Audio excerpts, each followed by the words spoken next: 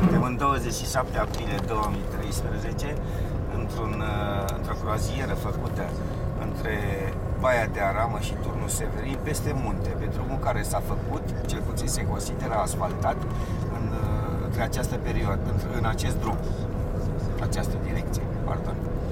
Ultimii 17 km de la Bâlvărești până la Turnul Severin, până la Malovăț, sunt groaznici.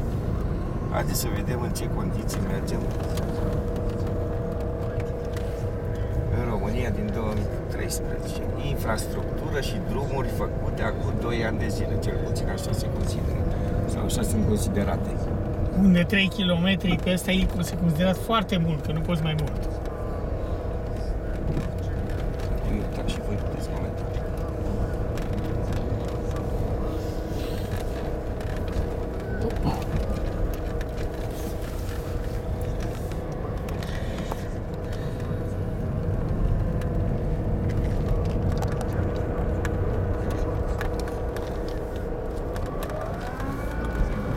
Așa pot.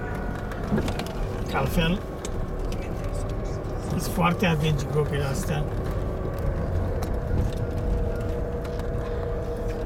Trebuie să mergi pe lângă drum, că pe drum nu poți merge. Pe lângă drum ca să poți ocoli gropile. Din șanț. Oh. Și ce nu e sigur că nu dai de o gropă. Dacă nu dai de groapă, dai de șanț. Nu asfaltat. Cât avem la oră? 12 km? Nu, 2 km. 2 km la oră. Da. Și ne zdruncină. Uite, cred că ne depășește belcul ăla. Sigur ne depășește.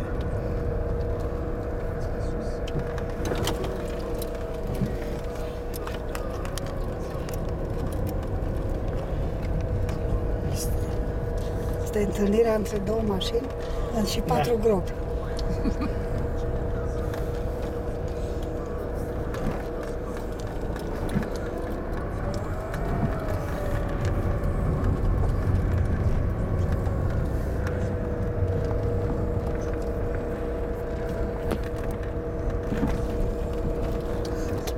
Așa mi se mișcă, poți să-ți îndrept.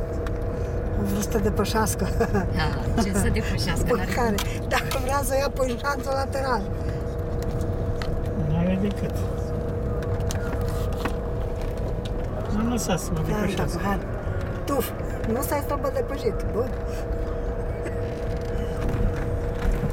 Uite aici, uite aici, uite aici. Aici, gropan. Stânga-dreapta. Îi trebuie slalom. Un om... Dacă am participat la concursul care mașina merge cel mai încet, cred că am câștigat.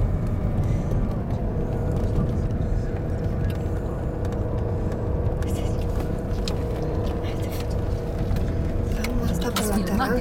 Nu pot, că așa de tare și este chestia asta lipită pe lateral și bordul, știi, și așa mă clatină, că nu pot să... Uite acum, întâlnirea strategică cu gropanul. Între două mașini. Și cum merg mașinile pe laterale. Uite ăla din față ce fain merge.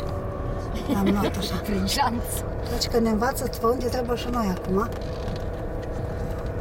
Aș putea să filmez eu și sub mașină cum arată. Când o zgârie așa. Pișel. Nu, el a luat-o cam prostus, știi? Acum a încercat omul.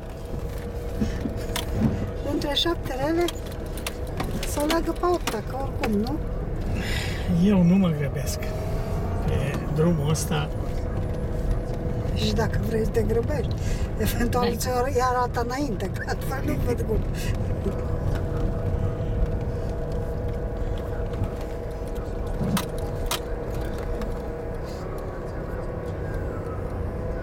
Intersecție. Intersecție. Am uitat să vă spunem. Suntem în Uniunea Europeană. Din România. noi vrem să fim.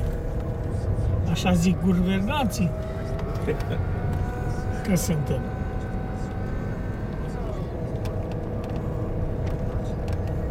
Și în cadrul în care apare asfaltat, Recent. Deci uite la ăla, fii atent ce pe unde o luat tocmai, că e bătufe. Fii atent acum. Ca altă soluție. Ce?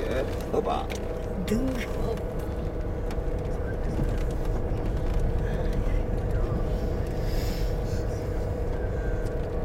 Hai că avem pietriș. Da. Hai să dezvoltăm turismul rural. Nu trebuie să ne mirăm că nu avem nevoie de căruțe. Că pe drumurile Căruța e astea- mult mai sigură pe aici. Sigur. Ăla merge încet, frumos. De eu n-am înțeles pe ăla de ce s-a dus pe acolo, pe Păi aici. săracul nu știu ce să facă. Aici că ajungi și tu acum, nu te... Că n-ai cum zbura. Acum. Așa. Uite că și eu iau Ar tot fi așa. razat. Tu tot aveți ce-a învățat bine omul.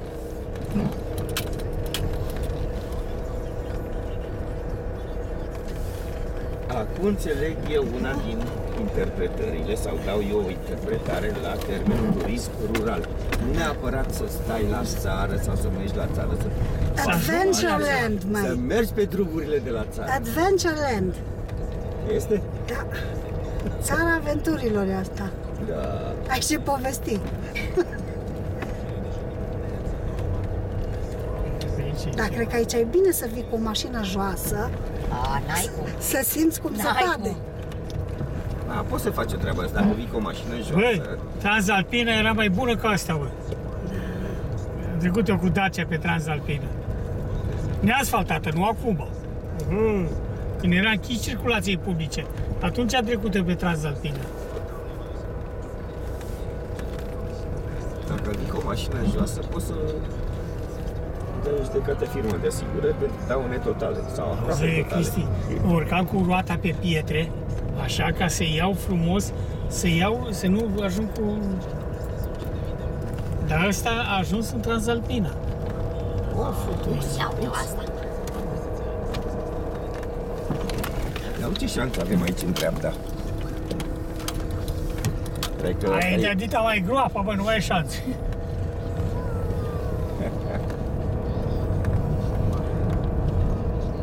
În mijlocul drumului. Și cât a costat drumul ăsta? Sigur a costat. Iată. o groază de bani la care au lucrat vreo 2 sau 3 firme. Când s-a lucrat când? Acum 3 sau 4 ani, drumul ăsta este asfaltat între Malovăț și Baia de Aramă, peste munte. E considerat un drum mai scurt decât să mergi la Baia de Aramă pe Florești sau pe Motru sau pe partea aia. Atâta doar că porțiunea de 20 de kilometri, 20 și ceva, a rămas neasfaltată. Între Bobaiță și Bâlvănești. Nu, între Malovăț și ieșirea din Bălvănești. Mai fi avut nevoie careva să schimbe. Da, și ieșirea din Bâlvănești. Păi între Bobaiță și Bâlvănești, nu uita că mai mult ca între Bobaiță și Mălovăț. Sunt 9 km. Ne mai schimbăm o mașină, mai construim o vilă. Da, da. Mulțumesc. I-am mulțumit Uitați-a că state printre lor. gropi. Păi și puteți face ceva? asfaltatorilor. Nu, șoferului că s-a oprit. Cu toate că eu veneam pe banda lui, dar n-aveam cum să trec pe banda mea, că era groapa cât muntele. Și el oricum tot prin groapa aia trebuia să treacă, așa că vrea să aibă drumul liber. Ce îngrozitor. Îmi trebuie o oră pe 10 km. 6, te rog. Și 4 telescope, nu? Eu zic, da. 6 km, nu 6 10. km. Stai, să oprești după ce trece de groapa asta.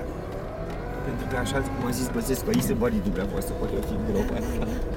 Să facem o săpătură.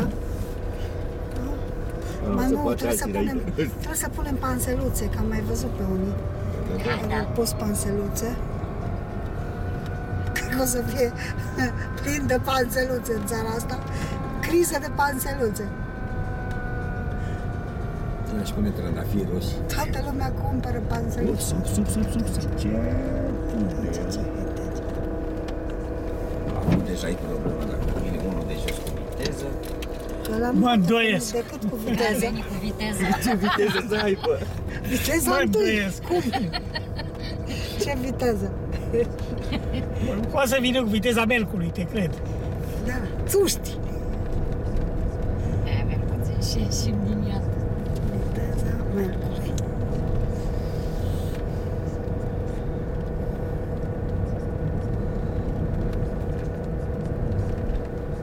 România, te iubesc.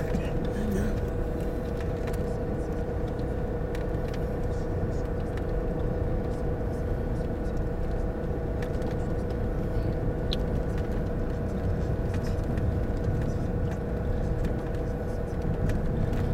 Ăsta nu cum mai drum european, nu, drum județean. Hai, drum european, că nu ne-am mutat nici în Asia, nici în... Copucel. Așa cuvânt, că... Uite așa...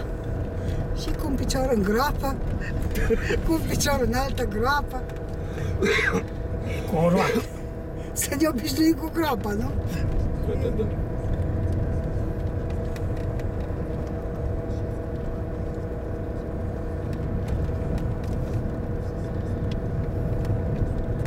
Nu, că mașina asta știe să meargă. Altfel, peisajul e frumos.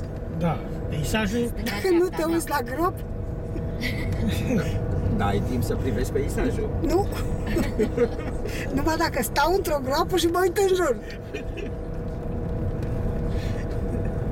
Oricum, românii sunt cei mai optimiști din Uniunea Europeană. O să le meargă bine, o să crească PIB-ul cu 1%, drumurile o să fie... Și sărăcia cu 10%. Da. Asta nu se ia în considerare, e important că crește PIB-ul. PIB-ul cui? Pip. Aia e problema. PIB-ul cui? PIB. Al asfaltatorilor, al guvernanților.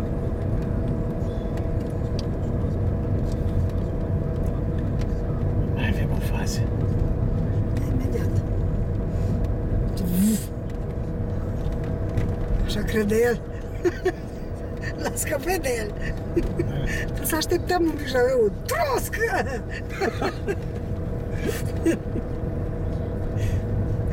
Ăsta cred că n-am mai fost până mă băiți. Acum, Căpăcel. șeful a scăpat și a zis că a scăpat de greu. Da, zici că n-am scăpat. Nu, el o fi zis că asta Da. a fost tot. Oricum, noi putem fi mândri Tantanana. că, Nu e așa. noi putem fi mândri că ne-am făcut datoria față de țară, ne-am plătit rovinieta, când am plecat în concediul ăsta, în concediul ăsta. De altfel se vede în colțul imaginii. Statul e mândru pe partea cealaltă că și-a încăsat banii. Și că i-a cheltuit cu folos mai ales. Corect. Pentru Băieții buzunarul de la cui? serviciu sunt foarte bucuroși. De O să lucru. trecem și pe la ei.